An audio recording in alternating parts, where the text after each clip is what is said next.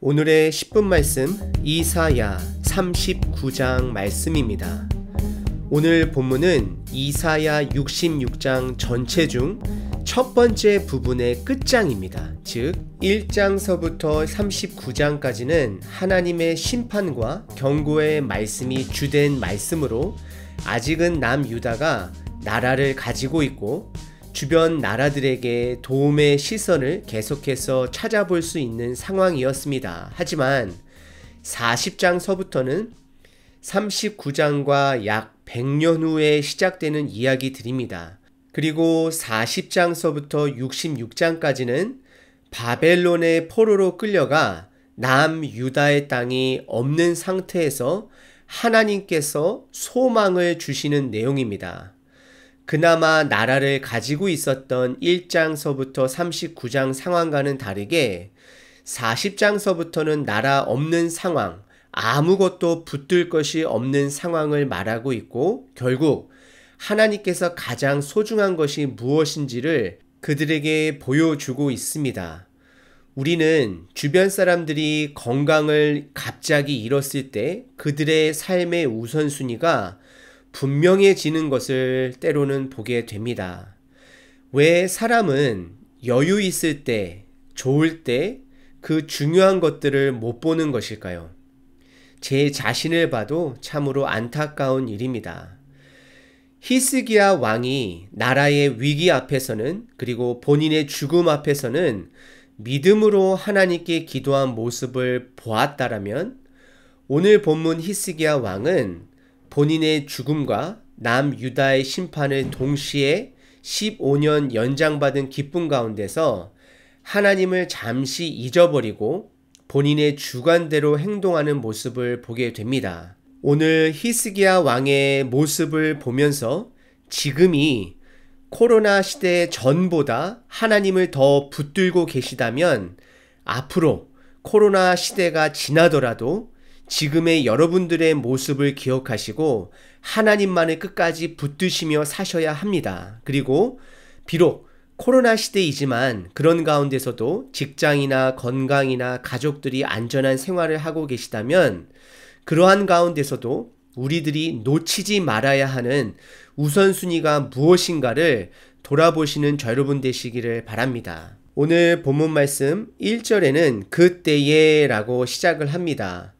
아마도 남유다 히스기야 왕이 하나님의 은혜로 불치병이 회복되고 남유다의 안전이 그리고 본인의 생명이 15년 연장됨과 동시에 하나님께서 아수르로부터 보호해 주신다라는 약속을 받은 상태에서 더 나아가 아수르 사네립이 이끈 군대가 하루아침에 18만 5천 명을 잃고 회군하는 상황까지 벌어지게 됩니다. 아마도 히스기야 왕은 누구보다도 기뻐했을 것입니다. 그런데 더 기뻐할 일이 그 당시 아수르보다는 강대국은 아니었지만 남유다보다는 훨씬 강대국이었던 바벨론의 왕 르모달락 발라단이 멀리서부터 본인의 회복을 위해 글과 예물을 가지고 온 것을 보고 너무나도 기뻐한 나머지 2절에 보시면 그 사신들에게 보물창고와 무기고까지 남유다의 모든 소유 상황을 자랑하며 보여주게 됩니다.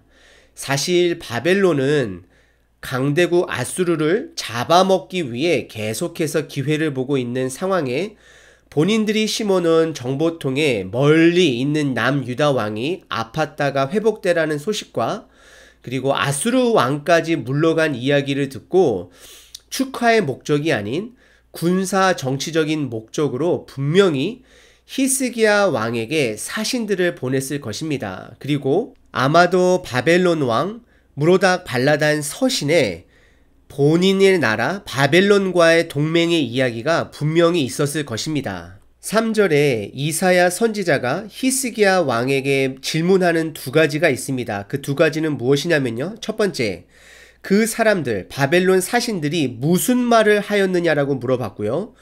어디서 왕에게 왔나이까라고 물어봤습니다. 근데 히스기야 왕은 무슨 말을 했는지는 아마도 뜨끔하여서 얘기를 안 했던 것 같고요. 그 사신들은 원방, 멀리서 온 바벨론에서 온 사신들이라 말하고 있습니다. 하지만 4절에 이사야가 계속해서 물어봅니다. 그들이 왕의 궁전에서 무엇을 보았나이까? 라고 물어봅니다. 그러자 히스기야 왕은 그들이 창고와 보물과 보지 아니한 것이 없을 정도로 모든 것을 다 보았다라고 이야기를 합니다. 이에 5절에 이사야 선지자는 히스기야 왕에게 하나님의 말씀을 담대하게 선포합니다. 왕은 만군의 여호와의 말씀을 들으소서 하면서 두 가지를 말하고 있습니다. 첫 번째는요, 남유다의 모든 것이 바벨론의 소유가 될 것이다 라고 6절에 말하고 있고요. 두 번째는 7절에 히스기야 왕 후손들도 바벨론의 왕궁의 화관이, 즉 내시가 될 것이다 라고 말하고 있습니다. 결국 히스기야에게 남아있는 것이 아무것도 없을 것을 말하고 있습니다. 이에 8절에 히스기야의 대답을 보실 텐데요. 히스기야가 이사야 선지자에게 이르는데 당신이 이른 바 여호와의 말씀이 좋소이다. 여기까지만 보시게 되면 하나님의 말씀을 아멘으로 듣는 것 같이 보이지만 그 이후에 하고 또 이르되 그러면서 덧붙이는 말이 있는데요. 내 생전에는 평안과 견고함이 있으리로다 하니라 라고 말하고 있습니다. 여러분들은 이사야 선지자의 이러한 대답이 하나님의 말씀을 순수하게 받아들이는 마음으로 이해가 되시나요?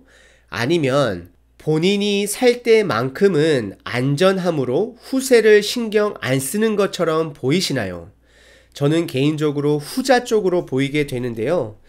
역대하, 역사가들이 쓰는 히스기야 왕의 평가를 들어보시면 우선 먼저 남유다 히스기야 왕이 본인이 죽을 병 앞에 그리고 아수르의 침략 앞에 즉 어려운 상황에 성경이 말하는 히스기야 왕의 평가입니다. 역대하 32장 24절서부터 26절입니다. 그때에 히스기야가 병들어 죽게 되었으므로 여호와께 기도하매 여호와께서 그에게 대답하시고 또 이적을 보이셨으나 히스기야가 마음이 교만하여 그 받은 은혜를 보답하지 아니하므로 진노가 그 유다와 예루살렘에 내리게 되었더니 히스기야가 마음의 교만함을 뉘우치고 예루살렘 주민들도 그와 같이 하였으므로 여호와의 진노가 히스기야의 생전에는 그들에게 내리지 아니하니라. 하나님께서 히스기야가 뉘우치시사 하나님의 심판을 거둬가 주신 것을 말하고 있습니다. 성경에서는 히스기야 왕을 어려울 때는 하나님을 붙들고 그리고 하나님께 죄를 고백하는 왕으로 평가하고 있습니다. 하지만 두 번째인데요.